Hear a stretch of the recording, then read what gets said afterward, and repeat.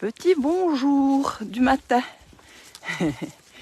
Alors, là j'étais pressée d'arriver à l'endroit de la promenade parce que, alors on va juste faire un petit coucou, parce que j'ai un sujet important à partager. Bon, on va dire qu'ils sont tous importants, hein, mais celui-là particulièrement par rapport à des retours de ces derniers jours, enfin pas des retours, mais des situations que j'ai observées et que j'avais envie de partager. Enfin, ça m'a inspiré ce que je vais te dire là. Et coucou, qui est là? Coucou. Je sais pas si tu as sûrement déjà entendu cette expression, il n'arrive pas à se contrôler, ou je n'arrive pas à me contrôler. Quand par exemple on fait quelque chose qui a été plus fort que nous et qu'on s'en veut après. Ah, c'était plus fort que moi, c'était instinctif, j'ai pas réussi à me contrôler.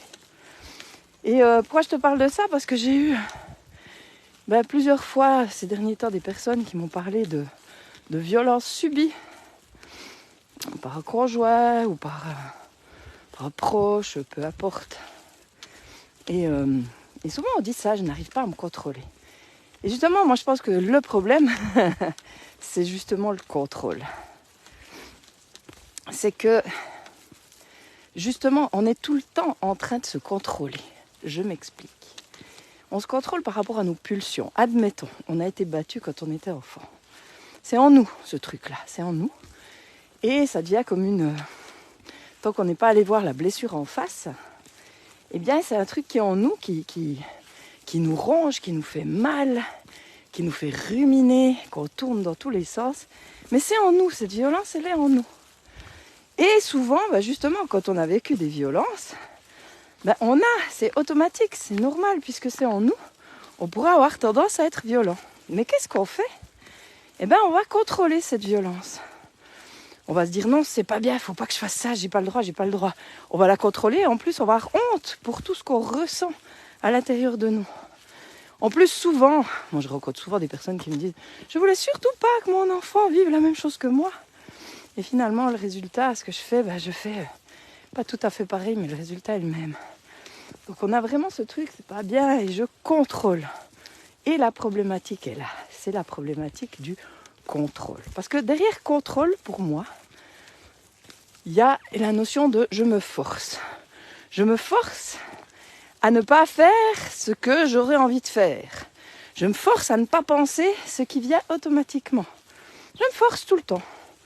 Et au bout d'un moment, les barrages, ils tiennent un moment, mais un jour, ils pètent. Il suffit du mot de travers, de l'action, d'un truc qui te rappelle justement cette blessure. Et paf, ça pète.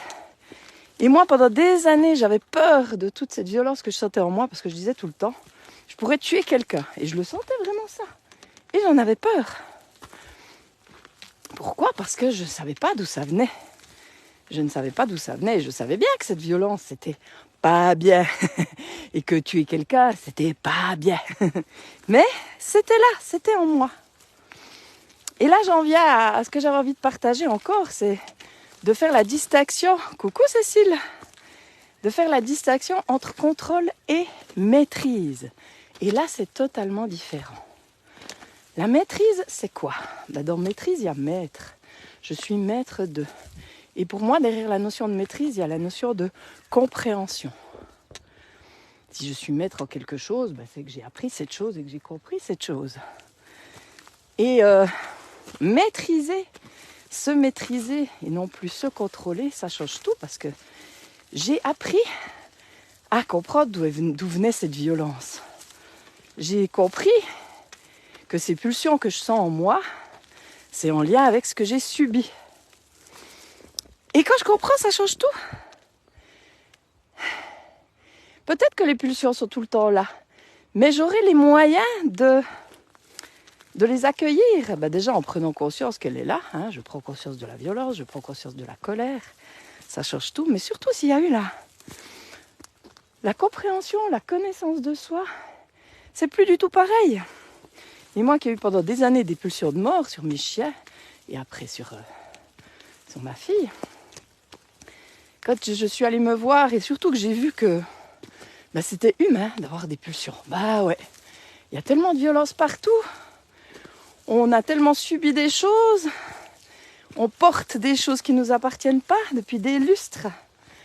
C'est normal qu'on ressorte des fois des trucs comme ça. C'est totalement normal. Attention, normal, ça veut pas dire que c'est ni bien ni mal. Hein. C'est juste normal. Et après, c'est clair que dans notre tête, ces trucs-là, on se dit justement, non, c'est pas bien, j'ai pas le droit. Mais la problématique, c'est justement parce qu'on lutte contre ces choses-là. Au lieu de les accueillir, au lieu d'aller les regarder. Et les accueillir, ça veut pas dire que je vais passer à l'acte, non, surtout pas. Mais au lieu de lutter contre, je vais m'arrêter, me poser avec cette violence, avec cette colère. Je vais la prendre dans les bras. Je vais l'accueillir, je vais lui laisser de la place de s'exprimer, parce que souvent, ces choses-là, c'est comme je dis, en lien avec ce qu'on a pu vivre, des parties de nous qui n'ont jamais pu s'exprimer, des frustrations, des douleurs, des souffrances qu'on n'a pas laissé émerger.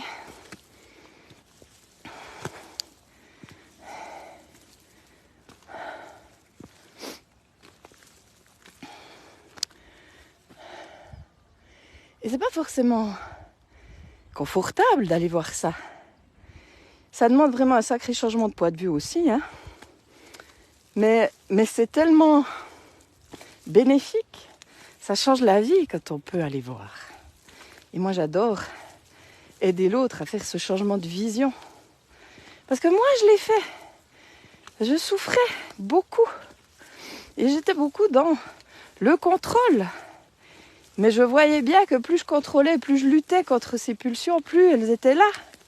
Plus j'avais envie de passer à l'action. Quand un jour, avec le deuxième mari, j'avais subi encore une injustice, un mensonge. Une injustice, je pense, où je me sentais totalement impuissante. À force d'avoir contrôlé, tout à coup, ça a pété. Et qu'est-ce que j'ai fait ? J'ai tapé. Et ouais. Mais justement, maintenant, après, avec le recul, j'ai compris. C'est tout ce que j'avais pas pu exprimer par rapport à tout ce que j'avais subi. Et qui était là, qui n'était pas guéri. Et depuis que j'ai compris, depuis que je suis allée voir, mais vraiment voir, hein, que depuis que je me suis prise dans les bras, c'est fini. C'est fini, je n'ai plus de pulsion de frapper quelqu'un, de tuer quelqu'un. C'est fini. Et c'est juste génial. Et si par exemple ça revient, parce que c'est possible que ça revienne, mais parce que comme je dis, hein, pour moi, la vie, la connaissance de soi, c'est un peu comme éplucher un oignon. On peut toujours aller plus profond, puis on découvre toujours de nouvelles choses sur soi. Et quand on est prêt, ces choses, on peut les voir. Et c'est ça souvent que je dis aux gens, Alors j'ai beaucoup de personnes qui me disent mais je regrette de ne pas t'avoir rencontré plus tôt. Je dis non, plus tôt, c'était pas... Ok, t'étais pas prêt, t'étais pas prête. Mais quand tu sens que c'est le moment, quand tu viens, tu sais que là t'es prête parce que tu vas plus pouvoir continuer à te mentir à toi. Tu vas aller voir, tu seras obligé parce que on peut pas faire autrement. Mais tu vas voir dans la mesure de ce que tu peux voir. Et dans une année, peut-être, tu verras encore autre chose. Chut, viens là. Parce que c'est comme ça la vie. Mais surtout, vois bien la différence entre ces deux trucs-là. J'arrive pas à me contrôler. Non, je ne maîtrise pas encore, j'ai pas réussi à voir ce qu'il y avait. Je fais du mieux que je peux. Donc il y a un truc, tu respires et tu agis. Et tu regardes ce qu'il y a à l'intérieur de toi. Et si tout à coup, quand même, tu avais agi, tu avais frappé ou tu avais fait quelque chose d'horrible, eh bien, la parole, ça libère. Donc tu peux toujours, même si ce qui est fait, on est d'accord, mais en parler tout de suite, exprimer ce qu'il y avait. Et ça aide vraiment. Notamment avec les enfants, quand souvent on reproduit des choses de nos parents inconsciemment. Mais comme c'est inconscient, on ne peut pas mettre des mots dessus. Mais quand on a des mots et qu'on peut les dire à nos enfants, c'est profitable. C'est tout bénef pour tout le monde et ça évite que ça s'engramme en eux. Parce que c'est ça la problématique de nos vécus, hein, des blessures et de nos souffrances. C'est comme elles restent à l'intérieur, on n'a pas pu en parler, ben, elles nous font mal, elles s'engramment. Et après la vie, elle est quand même dans son intelligence infinie, hein nous ramène toujours des situations qui font ressurgir cette blessure, c'est comme on dit, mettre le couteau dans la plaie, hein, voilà. Donc voilà. Alors c'est étrange puisque personne n'est là, mais c'est pas grave. Donc si tu vois cette vidéo replay, dis-moi comment ça résonne. J'en profite pour informer que pour l'atelier de dimanche, il reste 2 places. Donc l'atelier Effet Miroir, où on va voir ça, où on va apprendre à s'aimer, où on va voir ces distinctions, contrôle, maîtrise, où on apprend à mieux se connaître au travers de l'autre et des situations de la vie.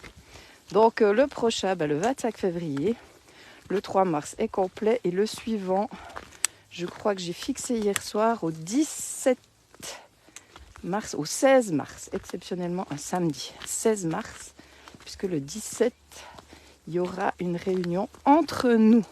Voilà, donc je profite aussi de ça, de cette info. À partir du mois de mars, je proposerai une fois par mois un tirage avec des partages, des échanges, de la guérison, enfin bref, toutes sortes. Une fois par mois, 1h30, mais ce sera par Zoom.